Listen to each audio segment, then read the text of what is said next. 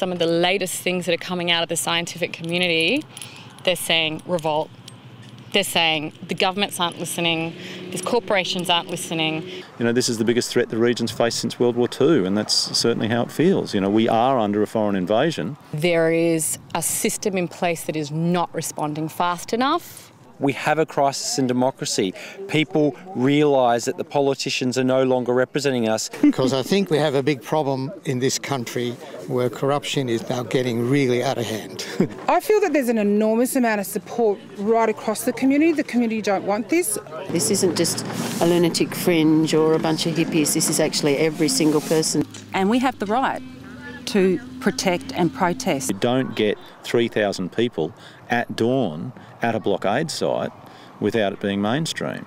There's nothing like this. There's nothing like this anywhere in the world. This is the Category 4 social movement that's just building and building and building. It's the eye of the storm, and it's building and building and building, and it's going to have ramifications, you know, that go far and wide. This is a phenomena that hasn't been experienced before. Don't miss this. You know, this is something really special. This is of historic proportions.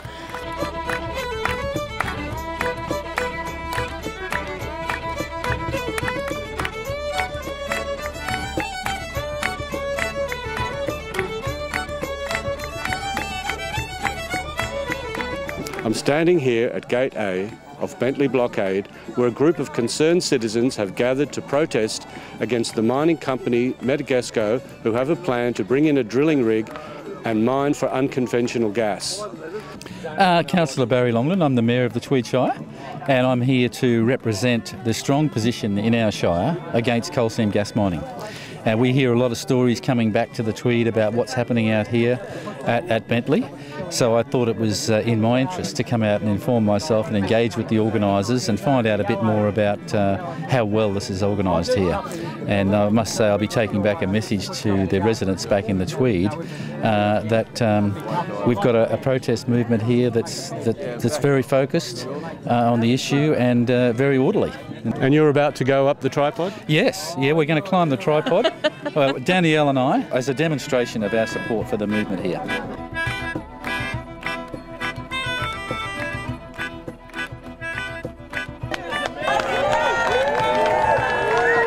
My name's Danielle Mulholland. I'm the Mayor of Kyogle Council, and our council borders Richmond Valley Council, LGA, so naturally we're concerned about, we have a moratorium on coal seam gas in our area, and I'm here really to engage with the people, talk to everybody and maybe dispel some myths that people have about people being extremists, etc. I wanted to get out and meet the people and shake a few hands and find out a bit more information about how the camp is run. I'm really impressed that you guys have got a code of conduct policy.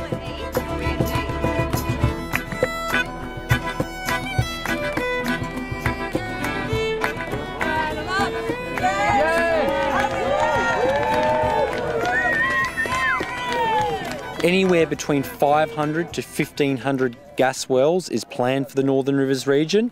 Metgasco have floated the idea of a floating LNG export facility off Ballina, off the break wall there that they would build. They've floated the idea of a pipeline over the Border Ranges National Park to connect up to Queensland and export it to international markets. I'm against coal seam gas mining.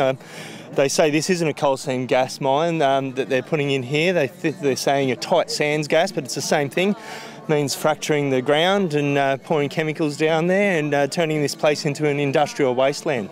Don Knight, I'm a beef farmer. You know, I've been there since 1956. And what was your experience of this gas mining that came into your property? It was an invasion, not only on my neighbour's property, but on mine and neighbouring properties. Because they want to stop Metgasco invasion. They want to invade this area with gas fields and industrialize the whole area with now first 20 wells, and they go 1,000 wells. When they start, they never stop. So what was your experience of that invasion? How did it make you feel having your land? Well, what I felt was that all the work I'd done on the farm since I was a little kid was all for nothing. About 2 years ago I went out to Tara and near Chinchilla and I saw what coal seam gas had done to that area, and I was just appalled, and there were so many people who were really sick and there's a particular certain families that are, you know, their health's been impacted, their property values have fallen, and this area here is too beautiful to be destroyed. They just come in and take it over. When they're finished with it, I still own it, and I've got nothing that's of any value to anybody. I think everybody's coming from the same quarter. I mean, people want to look after the environment and they appreciate what we've got and they don't want to see it decimated. The people of New South Wales have already exhausted all of their options of voting, of marching, of writing letters, of making submissions, of taking part in inquiries, and they've made their views absolutely known, and it's clear that the vast majority don't want this, and the government's response simply is to pack a paramilitary force in against its own people. The overwhelming majority of Northern Rivers residents, 87%, 95%, 97%, are opposed to invasive gas fields. They've said that time and time again through marches, through rallies, through petitions, through protests, through blockades. Mining under martial law, that's what we're facing. Now, I've got intelligence just coming to hand today to suggest that the New South Wales government is raising a force of 700 police to be on permanent standby and rotation over 80 days. They're taking them from all commands across the state to spread the load, and they're probably going to use them not only here but in the other two places where the people are standing up against mining, which is at Maules Creek and Leard State Forest and at the Pilliga. Now, I've come to Bentley, I've heard a few things, but I'm really struggling to understand how a mining company can garner potentially 600 riot police to come in against the very citizens that they are charged with protecting. This just doesn't feel logical to me. I don't know what's going on here. I'm worried about the democracy that I'm living in, that this can happen. Could you speak about that? Look, it comes down to what's termed legal, and the legality of the day, that is the laws legislated for in the various 8 parliaments around this country, provide a legal framework by which everyone can work in. The trouble is the collusion and the wish by these broke state governments to get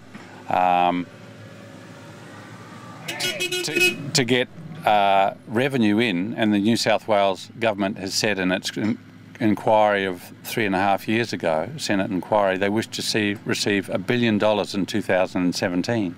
State governments are broke. State governments are a bit of an anachronism, really.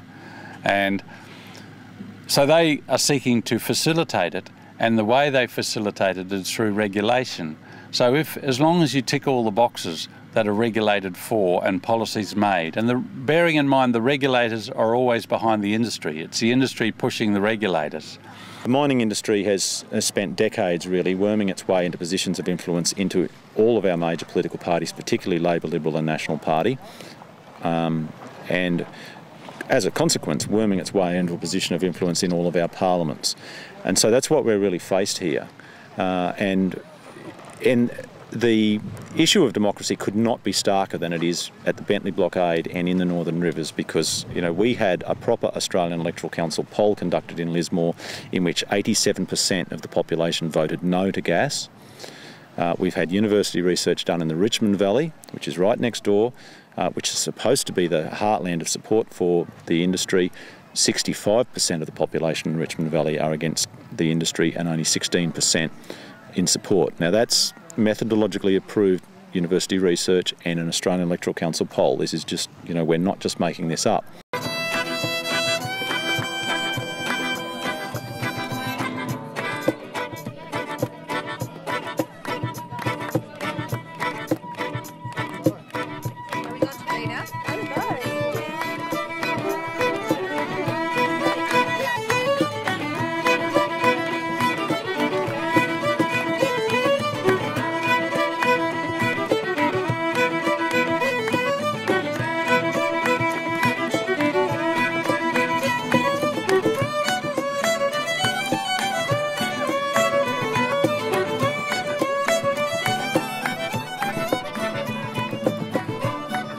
People are out here as part of a broad-based social movement, and as a social movement we have one of our core principles, that of non-violence. We've done non-violent direct action training repeatedly over the last 2 years. Non-violence has been a principle of many social movements throughout history who have agitated and fought for change, politically and legally, where the laws have been unjust. Examples of this throughout history has been women getting the vote, and that involved non-violent direct actions. It involved protest, it involved marches on the streets, it involved burning bras and waving placards.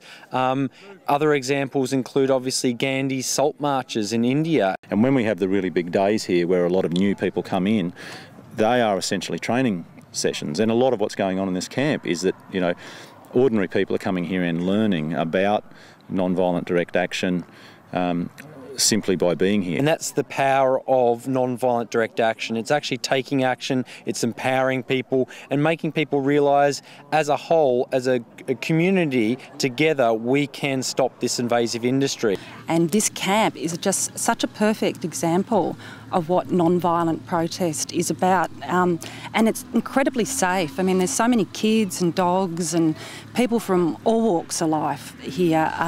It's not a bunch of hippies that are washing themselves in the creek or whatever the ridiculous myths that are being sprouted are about. It's an incredibly peaceful camp. It's super organised. We asked John and David Scaraballotti whether we would be able to camp on this land because it's adjacent to the proposed Rosella EO1 drill site up here. David said yes, and so that's meant we've come here. Now we've had the camp is swollen, and as you'll see as you go around camp, there's a lot of careful hard work gone into setting up the systems which make a temporary village like this function. There are also all those other systems like the volunteers who come, and they are volunteers from the local community and people who have come to help with the meet and greet. We've just safely parked the car and now we're going to the meet and greet tent here at Camp Liberty, Bentley Blockade. Hi, I'm Angie. This is my first time being a volunteer in the meet and greet tent. I've been parking attendant before and I think I've just got a promotion. Okay, so take me through the process if someone arrives and they want to partake in this peaceful protest here. Okay, so the first thing that we need to do is we have a waiver here. So we're asking all of the people who come to the camp, whether they're day visitors or camping here, just here to check out the blockade, to sign a waiver that the farmer who owns this land is not responsible for what happens while we're here. And the second part of that is reading our code of conduct and taking on board what that code of conduct means and agreeing to it. So that code of conduct includes being respectful, not making lots of noise late at night, no drugs and alcohol, keeping your dogs on a leash. And the next thing is over here we've got a desk of petitions. So we're asking people to get involved with the petitions. There's join the Lock the Gate Alliance forms. There's a whole lot of ways to be involved over here, and there's all our press releases here. We've got a red alert number here. So we're asking all people to give their phone number to this red alert number so that when numbers are needed, a text message will go out and that they'll be informed. We've got some beautiful merchandise here which we're selling to raise some money to support the camp and to support the blockade and the Lock the Gate organisation here. Directly to my left we've got the information tent and they've got rosters happening. Everyone knows the campus here. The Richmond Valley Council are cooperating with us, and we appreciate that in terms of accepting development applications. There's been a few hairy moments and a few tight meetings where breaches have been threatened and even issued at one point and then retracted because of a meeting that we held with senior personnel from the council to say, well, look, we're doing it as fast as we can. But this is a phenomena that hasn't been experienced before. Yes. And we're working as hard as we can to do it. We wish to comply. We've got information, sanitation, site construction, police liaison, media liaison. They've got peacekeepers, legal observers, communication, health and wellbeing, kids and family support, the kitchen and the rainbow crew. who are problem solvers. I see examples of extreme generosity and creativity where people, when allowed to, and not overburdened by regulation, and certainly one of the big challenges of any of us in doing anything like this is not to overburden ourselves with a bureaucracy or too many rules. We need the right ones, the right guidelines, so that people don't feel they're being imposed upon, but at the same time feel like they have the ability to work within a structure and the ability to do creative things like... What are you guys doing? We're creating absent objectors. The concept came about because of people that can't get here all the time because of work commitments. So they give me their names and their occupations, we write them up and we hang them up.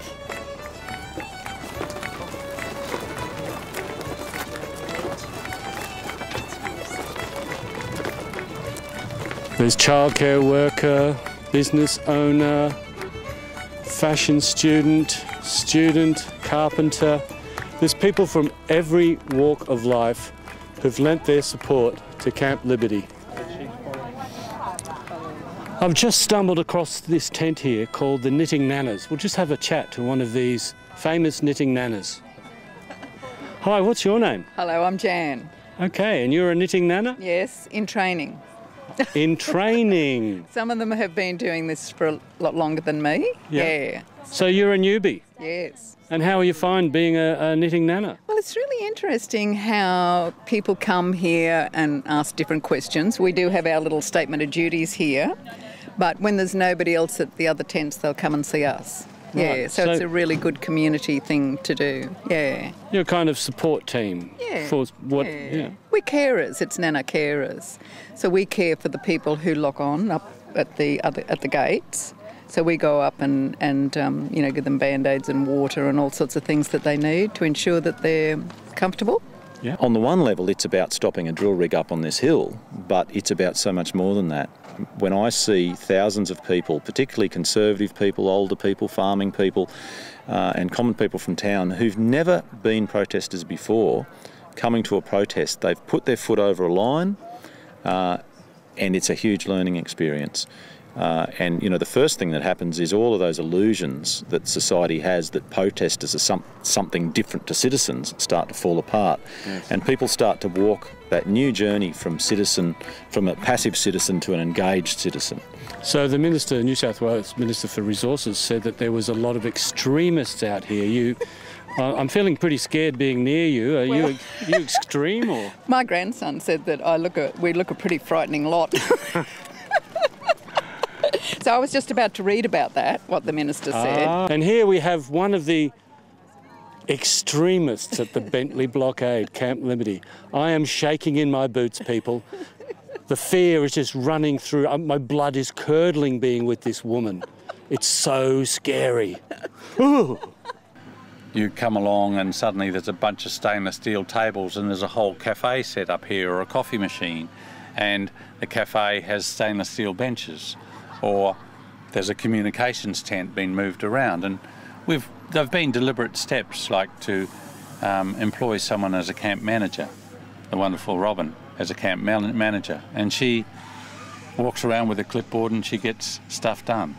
Right. And that stuff, we reach that level of evolution. Here we are at the absolute heart of Camp Liberty, and here people are doing one of my favourite jobs, washing the dishes. And look at them go. What a team. How's your experience being here in the dishwashing hub of Camp Liberty? Yeah, I love doing dishes actually, so it's a good job for me. I enjoy washing dishes too because I get paid for it elsewhere, part-time. So you're a professional? I'm a professional, I'm very good at it, so they say, they pay me. Yeah. But here, I'm more than happy to do it. Because it's just a really good, clean, healthy environment to be in. The system here is quite brilliant. This machine here is going to prove how clean and sterile the dishes and the hygiene is here for the workers and the volunteers and the protectors here at Camp Liberty. Look at it. It's some amazing device. It's an old chip fryer converted into a hot water sterilising unit where we put the forks and cutlery into there. It lifts up and goes into 80 degrees, thermostat controlled for 3 minutes. So it all comes out, goes into there, onto the rack, and my mother and I, my 83-year-old mother and I sit here and supervise the process. So the newcomers washing up, learn the process and start at the right end, and fire in a pot in the fire. So, and it goes onto the racks and gets sorted to the various, to the cafe, to the self-serve snackery, and then down to the kitchen, all the plates and cutlery, all sorted and nicely sterilised so no one's going to get sick. So it's a very big camp. There's a lot of people here, but I don't see any leaders.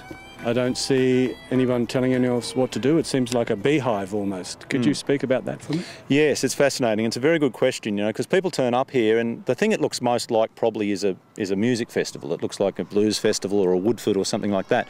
But the difference is that, you know, those things are quite organised. And all of us, you know, we work in jobs and we work in corporations and government departments and so on. So we all have this sort of frame in our head where we're used to a sort of a pyramid organisation where there's, you know, a group at the top that are making the decisions, and those decisions filter down, and, you know, and if you're at the bottom you have to make sure you're working within those decisions that were made up there. This is not an organisation in that traditional sense, and it's certainly not a pyramid. And I try to find ways of describing to people what it is, and what it really is a network. Are you a volunteer here at Camp Liberty? I am. Yeah. What's your job? Very proud of it. I do whatever needs to be done at the gate or at the camp, wherever it needs to be done, and I love it. It's just fantastic. So positive and so strong and so all-encompassing, and I go away feeling so much more energised when I leave here. It's just brilliant. There are issues that come up from time to time, but they get dealt with very well. I'm very impressed with how the camp is run. People say, oh, it's so organised. It is organised and it is running really, really well. But in the present sense, because if anything goes wrong, what happens is everybody's engaged and they go, oh, there's something that needs doing. And when something needs doing, you either start fixing it yourself or you use your network knowledge of the links that you're aware of to seek out someone else and say, hey, can you tell that person that this is going wrong? And they'll go, oh, well, I'm not the person to talk to, but I'll go and talk to the person who does deal with the toilets, or I'll go and talk to the person who does deal with the kitchen, or I'll go and talk to the person who does deal with the blockade. And so eventually the network finds the place where the response can happen. It's amazing how it's running. I mean, like today I made the drinks and I went, I haven't got the energy to walk up there with a container full of drink, and a guy walked in straight away, oh, I'm full of energy, no problem, I'll take it up there. I mean, I study complexity theory. What happens with networks is once there's a critical mass of network connections in a network, it achieves self-organisation. And this happens in ecological communities, it happens in galaxies, it happens in particles. It's not unknown to science. You get self-organisation, and at the point that a network achieves self-organisation, it suddenly becomes more than the sum of its parts, and it starts to run very, very, very efficiently and well, and it has enormous resilience. So 3 days a week I go and work in Federal, and then the other 4 days I'm here in Bentley giving whatever I can give. Because unlike a pyramid organisation, there isn't a top that you could take out that would stop it working. It's working a lot more like a giant brain, and if you just take out any part of it, you'll cause a temporary malfunction there, but it'll just swarm around that malfunction and fix it. The unity that's been created here has become a living workshop for so many people, and everybody's coming out to go, oh my God, here's my community, here's my networks, here's somebody who's got a master's in communication, a master's in sustainability, you know, the knitting nanas who are constantly here and they're always out there frontlining for us. So when you're looking at a camp like this, everything is working really well in a kind of an equilibrium, because the network work has worked out who's cleaning the toilets and who's doing the traffic, and we have rosters and we have all these different things. But it's also messy in the sense that things can go wrong, but when they do, they're dealt with by the network very quickly. And we know we've had 3,000 people out here and we only called them at 8:30 the night before. It seems like what I'd call a best practice way to do things. It's like you've created a culture.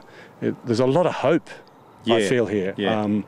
I know myself, when I drive over the hill and I see the camp, something happens in my heart and in my body where I just feel a hope. and positivity. It's not a negative thing that's happening here. My children are getting experience, as I said, of non-violent protest in a safe environment and in an incredibly organised environment. So it's a blessing to be here and be part of this. And I'm proud that I can say down the track when we win this thing, and my kids will say it too, that they were part of that process. We're rediscovering what democracy really is. Some really positive things have happened. I think the Northern Rivers is feeling like a nation these days. Thousands of people in the Northern Rivers prepared to turn up at 4 a.m, 5 a.m, all hours of the day and say no to invasive gas fields. My name's Jim Nightingale. I'm the Anglican minister at Kyogle, about 20 minutes from here. And I've been visiting here most mornings for the last few weeks now. The good thing about real non-violent direct action, though, is that it isn't just a media stunt. You know, we're not just here to attract media, we're here to stop the drilling. One of the concerns for many people has been issues of civil disobedience, and from a Judeo-Christian perspective, a biblical point of view, there's a clear indication that where there is a threat to human life, there is a case for civil disobedience, that we can indeed say to governments, no, you've got to rethink this. No, there's a shortage of gas in New South Wales. The politicians, we have to import gas. Import gas? The reason why this industry is being forced upon an unwilling community, the Northern Rivers, is because of greed, profit, corruption and vested interests in the industry. Mike Yeager, in that famous quote, said, "There's enough gas in the Bass Strait fields alone to suffice the east coast of Australia for the indefinite future." And that's from conventional petroleum sources where the gas is on top of the petroleum deposits. Right. We turned the corner very early from please come out and support us to, my God, if you don't get out to Bentley, you are so missing out. And it's like that. It's like having Woodstock happening around the corner.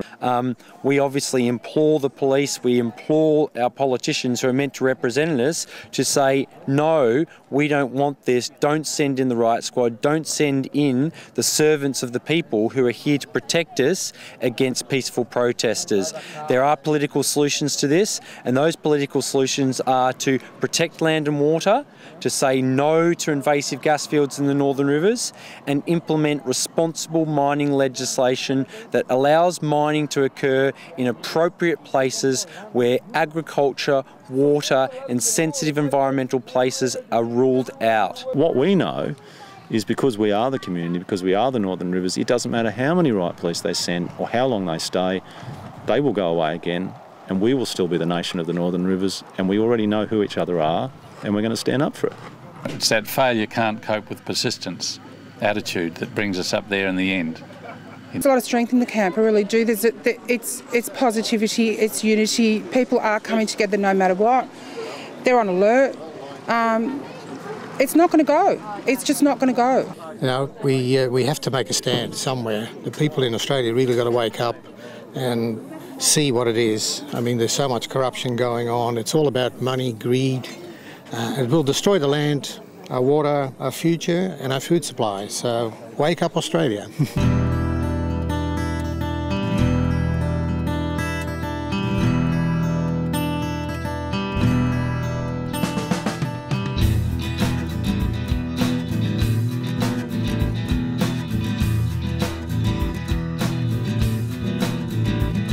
I'm feeling kinda desperate, angry and afraid with what we're doing to the world, the mess that we've all made. No one seems to notice and no one seems to care. The earth is an open space and we all need to share. Stockpiles and the futures, farming gas instead of wheat, and progress marches to the sound of 1,000,000 hungry feet. Can you understand? This is not some cosmic raid. We're trashing our own paradise, we're digging our own grave. Can you see the writings on the wall? Do you know that Rome's about to fall? When you hear the last bell toll, it'll be too late to rock and roll.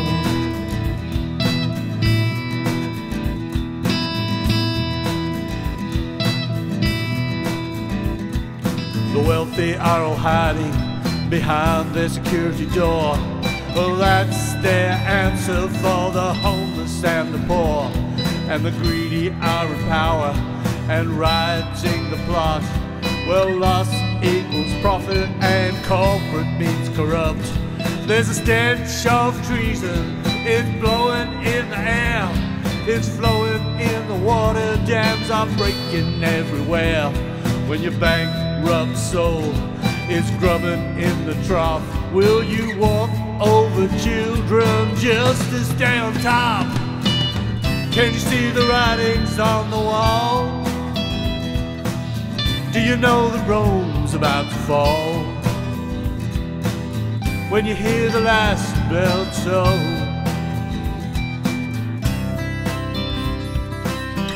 it'll be too late to rock and roll.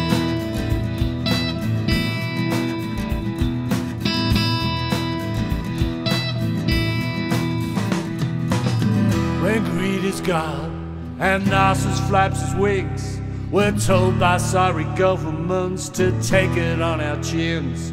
When all who see avert their eyes, pretend that all is well, then the meek inheritance has nothing left to sell. Can you see the writings on the wall? Can you see that Rome's about to fall? When you hear the last bell toll,